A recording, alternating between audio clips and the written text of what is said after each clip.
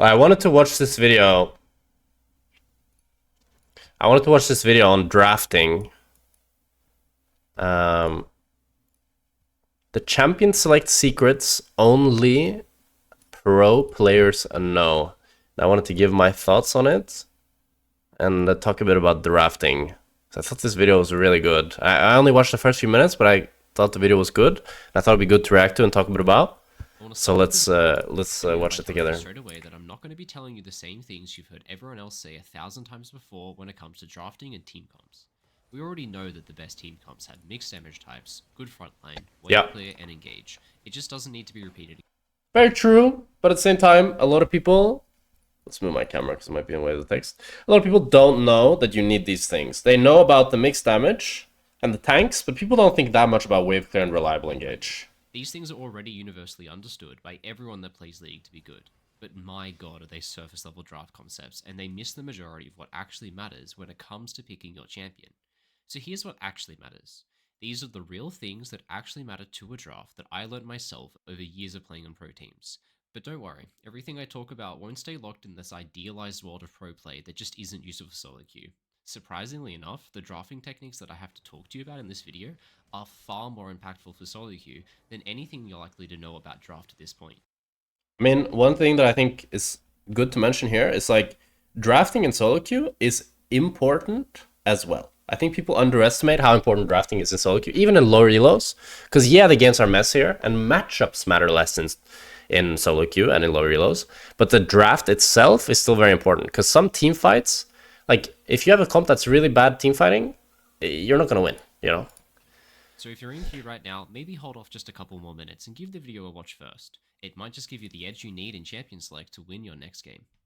My name's Rogue and I played League of Legends professionally for 7 years. Now I'm a full-time content creator and coach for all ranks Iron through to Challenger. So if you want more information of what a coaching session with me will look like, you can find more information by following the link in the video description below. Take a look at this team composition. Do you think it's good or bad? Well, it has an even split between physical and magic damage. It has good wave clear and scaling with Victor Caitlyn, some engage and peak potential with Lee Sin and Blitzcrank, but despite this team comp is absolutely terrible. The reason it's terrible is simple. This team composition lacks the most important element when it comes to drafting, individual champion synergies. Yeah. Really well said. This team comp is really bad because like what I like to always say is you need to think of like, what does this champion require to be good? I think in League of Legends, you can say that nearly every champion is good, but it's situationally good. So for example, Lux or Caitlyn, what does she want? She wants a range support. Right now she has a Blitzcrank. She's not happy. Victor, what does he want? He wants CC. He has no CC. He's not happy. Rumble, what does he want? He wants CC and setup for his ulti. He has none of it. Lee Sin, what does he want? He wants CC. He has damage, but he has a skill shot that's hard to land, and he has no CC to set it up. Just look at Lee Sin as a jungler, for example. In the early levels, when Lee Sin goes for a gank, what does Create the video a bit louder. Junglers have? The answer is crowd control. He has none, and so he therefore is reliant on his laners to provide the crowd control for him. True. But with his solo laners Rumble and Victor, they also have none, so ganks are just literally impossible to execute in 2 out of the 3 lanes that he has. You need 2 things to make a gank work, damage and crowd control. Lee Sin has the damage, so if you pair him with a mid laner like Syndra, TF, or Lissandra, they will bring the crowd control. Or if we want to keep the Victor pick, that's fine as well. We can instead replace Lee Sin with a jungler like Jarvan, who has a knock-up, which thus covers Victor's weakness as a laner. 2 champion synergies like this are amazing for solo queue, because they simply transcend elo. Iron players, regardless of how bad they are at the game, are far more likely to execute a successful gank if they have some crowd control in their 2v2. Yeah, I don't know about Iron, but definitely like Bronze, Silver, and above. Yeah, you need like, for example, like here, your Zed Master Yi. How is Karma ever going to back this Zed Master Yi? If they did it. Now in pro play, the most important 2 champion synergy that exists for your entire team is that between your jungler and your support. This is because in high level play, these roles spend a ton of time together and are always at the core of early game 3v3 fights, which seems to matter even more now since every game is just decided by a Void Grub fight in 6 minutes, which contains usually these 2 champions. The best example of this is by looking at the champion Karthus. Here are the stats taken from all major region pro games played in 2024 that include a Karthus in them. And this is a list of what support champions were played on the same team as the Karthus. Yeah, pretty these normal. Champions have something in common. The Sion one is a bit suspicious. Well, literally all of them are engaged champions. Was it Sion Senna, maybe? Not only do these champions have the gank setup that Karthus lacks as a jungler, but they make it super easy for him to hit his Qs because they have crowd control. But did you know what pro players don't play? is Karthus Lulu. In the last 10 years of pro play, Lulu Karthus has only ever Yeah, that's appeared pretty on the dog same shit. team one single time, and they lost, because Karthus doesn't do anything with the attack speed that Lulu would give him. So if you want to play Karthus, pair it with Nautilus or Leona, and if you want to play Lulu, pair it with Olaf or Xin. Those guys love attack speed and shields. Yeah, Next, and it's not just about the attack speed. For me, the attack speed is like a minor part, but the biggest thing is just like you're not gonna want to shield a mage. A mage doesn't want to take damage, so having two squishy champions and nobody can tank and a shielder is just so we've bad. got to talk about ultimate synergies. To do this, let's bring back up our example of a bad draft and check out the ulti combos. Yeah, there's not much happening here. This can be most easily seen by looking at the game from the perspective of our Rumble. Rumble has a super powerful ultimate, laying fire on the ground that can single-handedly kill off the entire enemy team if they're forced to stand in it. For that reason, Rumble synergizes with and is best comboed with teammates who have ultimates that have crowd control or walls, because that forces the enemy to stand in his ultimate. And all Sure. this team has is a 0.5 second knockup on Blitzcrank's E. Again, when we look at the popular pairings with Rumble in pro play, you can see the top pairing supports that were played with Rumble on the same team. The They are, Thresh one is again, surprising. I'm guessing it's because it's old data, maybe, or because nobody plays Thresh these fully days. engaged sports, with Nautilus at the very top, because they have such a strong synergy together when they lay their ultimates on the same target. Now my idea of picking Jarvan is starting to look even better. He can trap the enemy in both Rumble and Victor ultimate, synergizing well with both of these champs in another way. Now maybe we could also do with the better support, so let's try and swap out Blitzcrank for something like Leona so she can also get in on the fun with her ulti. There's just I think the only thing you could talk about if you go Leona here is Murktred's value. But the thing is, Murktred's value isn't really that real anymore because they nerfed Murktred's. It used to be that you really didn't want Leona in a draft like this with double AP. But now, Murktred's is so expensive that it doesn't matter that much. But it's still something to consider, that maybe you'd rather want a Nautilus or a Rakan, a champion that doesn't really interact with Tenacity, that way Murktred's aren't that strong. one final champion combo that needs to be addressed quickly before we can move on to a different subject, and that's our bot lane. Caitlyn is a champion who can only play with a poke support, yet she has a support I wouldn't say only, but wants to, yeah. who can only all in. This is the case with some ADCs. Samira, for example, is the opposite. Samira can only play with an engaged support, and she would be True, engage support and Renata, yeah. depressed anytime she has to lead with something like a Soraka. True. For this reason, our bot lane doesn't really work well together right now, so let's swap out our ADC pick for something a little bit more neutral like Jinx. Now, I just said a keyword you may not have really paid much Yeah, this team comp is way, way better. Because it's just, like, you have reliable engage, you have not that much frontline, you have the Leona Jarvan, but it's fine because you make up for it in terms of just damage that you're providing from these three champions, from the mid, top, and ADC. And you also have good scaling and you have good range, and it's Jinx and Victor from Arcane, so... attention to. That was that I called Jinx a neutral champion because she can be paired with both types of supports, Yeah. engage and enchanters. She simply works with both. Mhm. Neutral champion picks exist in all roles and are extremely important to solo queue drafting, which gives me a nice transition into talking about pick order, blind picks, and champion select in itself. Now, something to remember when you blind pick in solo queue is that the champion you pick can be counterpicked not only by your opponent, but also by your teammates. So if you pick something one-dimensional, like Samira, that must be played with engage in the support role, well, your support might just pick Sona anyway. And Hey. Hey. A lot of ADCs can relate to this one. You lock in a Samira, Draven, Kalista, and you get a little Sona Senna. Oof. now bot lane is completely unplayable. The same goes for setting up those jungle ganks. If you want to open with something like blind pick Graves, again, you're relying on your teammates to have the setup for you. So if they go and pick Garen's top and Katarina mid, this is the team comp we have now. We don't have any champion synergies. Our bot lanes are different archetypes. Our jungler can't gank for literally any of the 3 lanes that he has because there's just no crowd control anywhere. What's better to do instead is to open up with a neutral champion, something like a Philios or Jinx. Philios and Jinx I don't know about Aphelios. I would say Ezreal, Corki, Jinx, Ashe, Varus. are medium to long range ADCs that can be played with melee and range supports. The same goes to picking a jungler. Instead of blind picking something without setup, blind picking something a little bit open-ended like the Jarvan, or if you're a mid laner, for example, blind picking the Syndra, it doesn't matter what you get paired with because you have the damage and you have the setup. So most of the time when you're drafting in solo queue, you want to make sure you have at least one thing in your champion pool like This is something I talk about a lot, though. I talk about this a lot when it comes to like creating your champion pool. I think I mostly talk about it in my courses, but I talk about it a lot in general, that you should try to have an ADC for every support archetype. So what I mean by that is like you have a ADC for mage supports, you have one for engage supports, and you have one for enchanters. Those are the main three that people play on bot.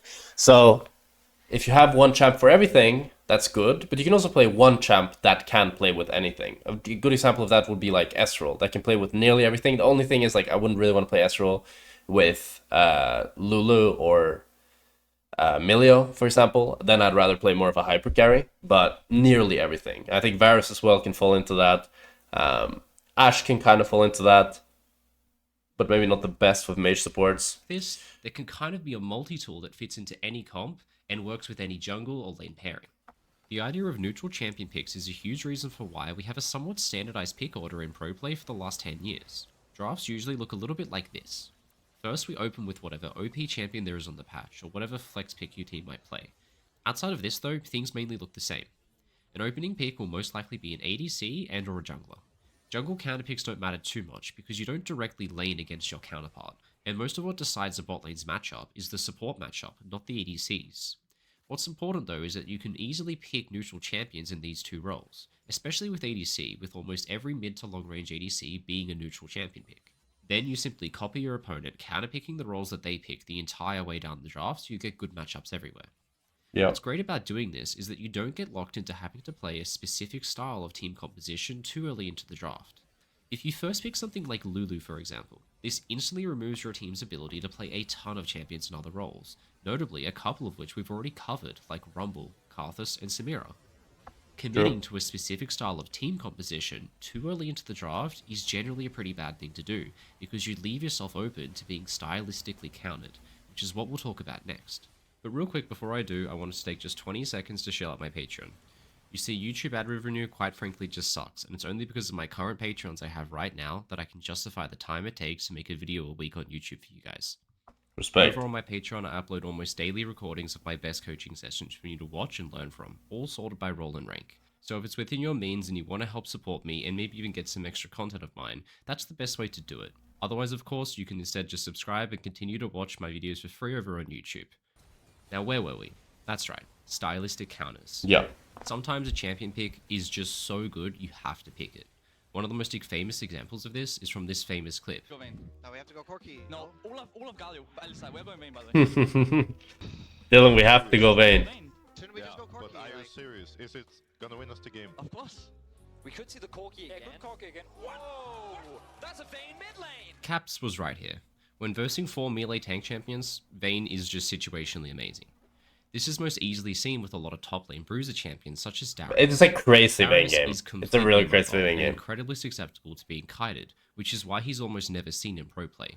If you open up a draft with the blind pick Darius, you might end up versing an entire team comp of long-range champions with a ton of crowd control, and you would just never get in range of your opponent. It's completely unplayable. Yeah. But picking Darius against short-range enemy compositions is just heaven on earth.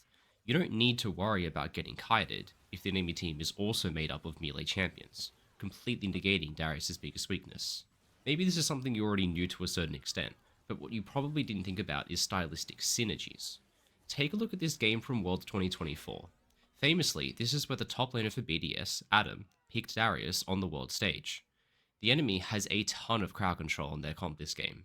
They don't have the longest range composition in the world, but they've still got 3 range champions. So what gives here? How did Adam get away with this Darius pick into such a CC heavy and long range enemy team composition? Well, he made enemy top laner 0-5 at 10 minutes, so I think Well, that helped, that- but Has a ton to do with the champion picks of his own teammates. he has a ton of good setup from his team, yeah, that's true. BDS's carries are playing Syndra and Ezreal. Syndra outranges her counterpart Nico, and Ezreal massively outranges his counterpart Kai'Sa.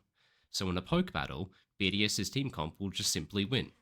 Also to note is that BDS has 2 super tanks with Rel and Alistar True. against the much squishier Viego and Rakan, meaning in a front-to-back teamfight, BDS would simply kill the enemy frontline first. This puts the enemy team in a difficult position. They're forced They to have to engage as engage. their carries are being That's a good point, outranged yeah. and outpoked. And when they do engage, they have to get onto the back line and get on the carries since they won't win a back to front team fight. This is where the Darius pick comes in. If we put the Darius right on top of our carries, and then we have to dive onto our carries, well, now the Darius is in range. Oof. On one of my former pro teams, this was the exact drafting style we used to do with Gwen instead of Darius. If you try to dive on top of a Gwen, you just get destroyed, while your ranged champions can't follow up because they're met with this annoying Gwen is immune message. So what we would do is play Gwen with Kog'Maw Lulu. You have to dive onto Kog'Maw Lulu to kill them, everyone knows that. But if you dive onto Gwen, who is standing in front of the Kog'Maw Lulu, well, you can't do that, can you? This also works out super well because both champions have amazing individual synergies with Lulu, and that's what everything circles back to. Individual synergies. Thresh's Lantern makes him super good with the mobile ADCs. True. Diego needs a kill to get a reset, so he's often paired with Lissandra and Nautilus, who can easily secure him one. And Nocturne works super well with Orianna because there's no way to avoid the double ulti combo. And this is what we really need to look out for in draft. So next time you go into Champion Select, don't worry so much about picking the perfect teamfight comp. You're playing solo queue, your teamfights will probably never group up anyway. Instead, make sure to blind pick a neutral champion that pairs well with anything your teammates might pick. Or when late picking in the draft, make sure to pair up good individual and ultimate synergies with your teammates, especially with your jungler or your lane partner in bot lane. Those synergies might just be the edge you need to win that next game. And as always everyone, thanks for watching. Have a great day. True. Really good video. Really good video. It's like drafting in solo queue is really important, but it's mostly just about the synergy with your teammates and less about having like the perfect draft, as you said, and less about the enemy champions a lot of the time, unless enemy champions has perfect synergies. So for me, for example, often cases where I dodge is when my team comp has no CC, because I know in solo queue winning without CC is incredibly difficult. Because you just don't have a way to start the fight. And if you can't start the fight, how do you ever get a good fight? Then the enemy has to start a good fight for you guys, which doesn't make sense, right? But at the same time, it's important. It's good to like have videos like this, but it's also important to note that comfort is key. One tricking is the most like OP thing to climb because you just get so good at the champion. So it's really good to just like focus hard on one thing and limit your champion to 2 or 3 champs and work on that.